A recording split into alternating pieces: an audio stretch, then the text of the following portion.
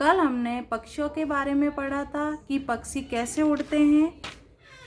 कम ऊंचाई में उड़ने वाले पक्षी, बहुत ऊंचाई में उड़ने वाले पक्षी तथा जल में रहने वाले पक्षियों के बारे में पढ़ा था। आज हम पक्षियों की चोंच के बारे में पढ़ेंगे। यहाँ से पढ़ेंगे। पक्षियों के दांत नहीं पाए जाते हैं, इनके मुंह के स्थान पर चोंच होती है। अपनी चोंच का प्रयोग पक्षी कीड़े मकोड़े आदि को खोजने, चीरने, उठाने, काटने, कुचलने, तोड़ने और छेद करने में करते हैं। चोंच पक्षियों की घोंसला बनाने तथा अन्य पक्षियों से लड़ने में भी सहायता करती है। विभिन्न प्रकार के पक्षियों की भिन्न भिन्न प्रकार की चोंच पाई जाती हैं। उनकी चोंच से उनका भोजन करने की आदतों का पता चलता है।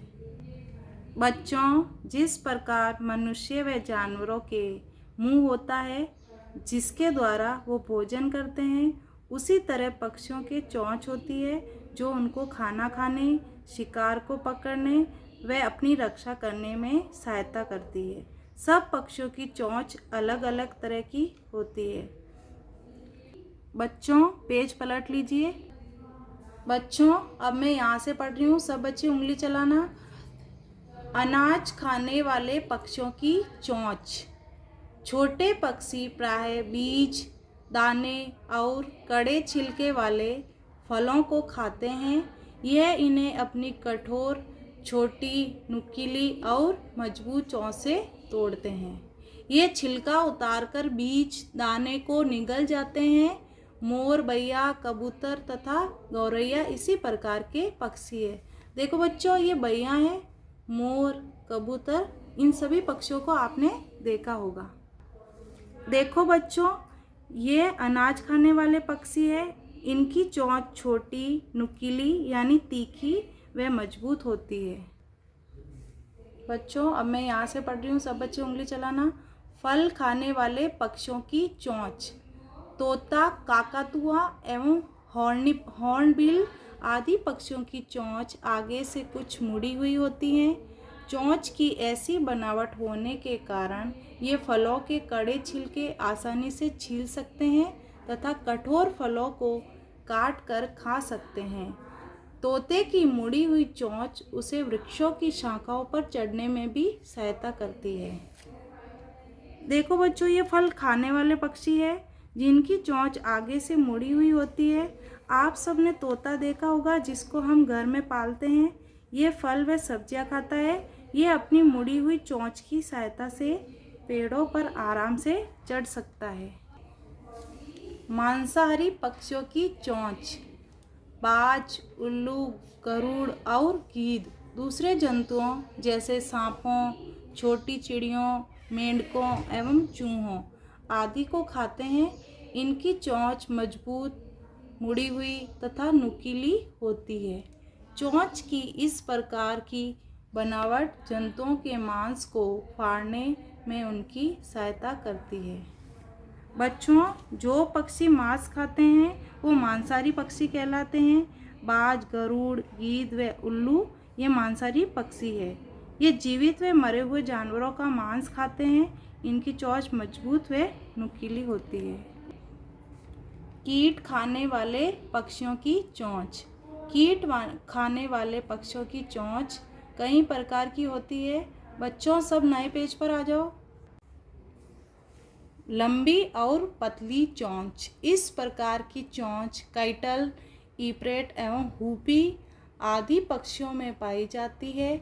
इसकी सहायता से ये फूलों तथा जमीन की दरारों से कीट निकालकर खाते हैं। बच्चों, जमीन की दरारों में कीट रहते हैं। यह पक्षी इनकी पतली व लंबी चोंच से कीटों को दरारों से आसानी से निकाल सकते हैं। बच्चों, अब मैं यहाँ से पढ़ रही हूँ, सब बच्चे उंगली चलाएं। चौड़ी और छोटी चोंच। इस प्रकार की चोंच अंदर से चिपकने वाली होती है। अब्बाबिल और फ्लाई कैचर जैसे पक्षियों में इस प्रकार की चोंच पाई जाती है। ये अपना मुंह खोलकर हवा में उड़ते हैं, जिससे छोटे छोटे कीट इनके मुंह में आकर चिपक जाते हैं। बच्चों देखो, ये ये पक्षी है, ये उड़ते हुए कीटों को खा लेता है। बच्चों, इस अब्बाबिल और फ्लाई कैचर आदि पक्षी अपना मुंह खोलकर हवा में उड़ते हैं, जिससे छोटे छोटे कीट इनके मुंह में आकर चिपक जाते हैं। मजबूत छैनी जैसी चोंच। इस प्रकार की चोंच कठफोड़वा जैसे पक्षियों में पाई जाती है। यह वृक्षों के तनों में छेद करने में सहायता करती है। कठफोड़वा पक्षी वृक्षों के तनों में छेद वहां छिपे कीड़ों को पकड़ने के लिए तथा घोंसला बनाने के लिए करता है। बच्चों, कठफोड़वा जैसे पक्षी में तीखी व पतली चोंच होती है, जिससे ये पेड़ों के तनों में छेद कर देता है और वहाँ अपना घोंसला बना लेता है। चौड़ी और चपटी चोंच। इस प्रकार की चोंच तालाबों के किनारे रहने वाले पक्षियों जैसे बतख आदि में पाई जाती है। इसकी चोंच में दोनों किनारों के पास बारीक छेद होते हैं।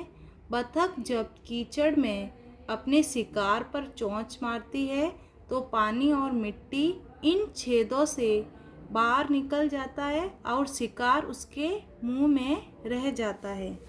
बच्चों, तालाब में रहने वाले पक्षियों जैसे बतख की चोंच चपटी और चौड़ी होती है। बच्चों, अब मैं यहाँ से पढ़ रही हूँ, सभी बच्चे ध्यान दें। लंबी और नुकीली चोंच। इस प्रकार की चोंच सारस, रामचिरैया, किंगफिशर जैसे पक्षियों में पाई जाती है। यह इन्हें नदियों और तालाबों से मछली एवं कीट आदि पकड़ने में इनकी सहायता करती है। बच्चों, सारस, किंगफिशर आदि की चोंच लंबी और नुकीली होती है, जिससे ये तालाबों से मछली और कीट आसानी से पकड़ लेते हैं। मधु रस चूसने वाली चोंच। सनबर्ड जैसे पक्षियों में इस प्रकार की चोंच पाई जाती है। यह चोंच लंबी नलिका के समान होती है, जिसकी सहायता से वह फूलों का मधु रस चूसता है। बच्चों, सनबर्ड जैसे पक्षी की चोंच लंबी नली के समान होती है, जिससे ये फूलों का मकरंद आसानी से चूस लेती है। अब हम नए पेज पलटेंगे। पंजा। पंजा पक्षियों का एक महत्वपूर्ण अंग है। पक्षी अपनी उंगलियों, पंजों का प्रयोग विभिन्न कार्यों में करते हैं। पक्षियों के पंजे का अधिकांश भाग, यद्यपि उनकी उंगलियों का नाखूनी भाग होता है, प्रायः पंजा शब्द का प्रयोग नाखून तथा उंगलियों दोनों के सम्मिलित रूप के लिए किया जाता है। बच्चों, अंगुलियां और नाखून मिलकर पंजा कहलाता है। बच्चों, अब हम पंजे के कार्य के बारे में पढ़ेंगे। वृक्ष की डाल पकड़ना। गौरैया एवं कौआ आदि पक्षियों की वृक्ष की डाल पकड़ने में उनका पंजा सहायता करता है। इससे पक्षी बिना गिरे विश्राम कर सकते हैं और सो भी सकते हैं। भूमि पर रहने वाले हानिकारक जंतु उन्हें हानि नहीं पहुंचा सकते हैं। बच्चों, यहाँ पर देखो कुछ पक्षियों के पंजे दिए गए हैं। पक्षियों के पंजे वृक्ष की डाल पकड़ने में सहायता करते हैं। इससे पक्षी बिना नीचे गिरे वृक्ष पर आराम करते हैं। दलदल में चलना। दलदली क्षेत्रों और धान के खेतों में रहने वाले पक्षियों जैसे सारस आदि की टांगें अपेक्षाकृत लंबी होती है। इनकी उंगलियां फैली हुई रहती हैं। इससे ये बिना भीगे तथा बिना दलदल अथवा कीचड़ में धंसे आसानी से चल सकते हैं। बच्चों, कई पक्षियों के पंजे फैले हुए होते हैं, जिससे वे दलदल व रेत में नहीं धंसते हैं। खरोंचना। दबे हुए दाने और कीट निकालने के लिए मुर्गियां भूमि को खरोंचती रहती है। उनके पंजों में भूमि को खरोंचने और खोदने के लिए तेज, मजबूत और कठोर नाखून होते हैं। बच्चों, कई बार पक्षियों को दाना डालने पर दाना मिट्टी में धंस जाता है, इसलिए पक्षी अपने पंजों द्वारा भूमि को खरोंचकर मिट्टी में धंसे हुए दानों को तथा कीड़े मकोड़ों को खा लेते हैं। वस्तु पकड़ना।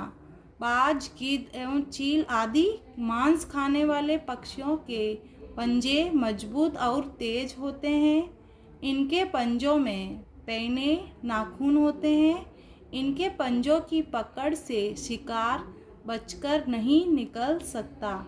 ये जीवित मेंढक, चूहों एवं छोटी चिड़ियों आदि को अपने पंजों से पकड़कर उठा ले जाते हैं। बच्चों, मांसाहारी पक्षी जैसे बाज, चील आदि के पंजे बहुत मजबूत होते हैं, जिनमें पैने नाखून होते हैं। इनसे ये अपने शिकार को आसानी से पकड़कर उन्हें ले जाते हैं। अब नए पेज पर आ जाओ। दौड़ना। शुतुरमुर्ग की दौड़ने के लिए बहुत लंबी और मजबूत टांगें होती हैं। इनके पंजों में केवल 2 अंगुलियां होती हैं, जो दौड़ते समय रेगिस्तान की रेत में नहीं धंसती हैं। बच्चों, शुतुरमुर्ग रेगिस्तान में पाया जाने वाला पक्षी है। इसके पंजे में 2 अंगुलियां होती है, जिससे ये दौड़ते समय इसका पंजा रेत में नहीं धंसता है। देखो बच्चों, ये चील, ये बतख है और ये शुतुरमुर्ग है। तैरना। राजहंस एवं बतख आदि तैरने वाले पक्षियों के झिल्लीदार पंजे पाए जाते हैं। इनके आगे की 3 उंगलियां त्वचा की झिल्ली से जुड़ी रहती हैं। इनसे पानी को पीछे धकेलकर आगे की ओर तैरने में इन्हें सहायता मिलती है। पैरों को गीला होने से बचाए रखने के लिए इन पक्षियों की त्वचा में तेल ग्रंथियां पाई जाती हैं।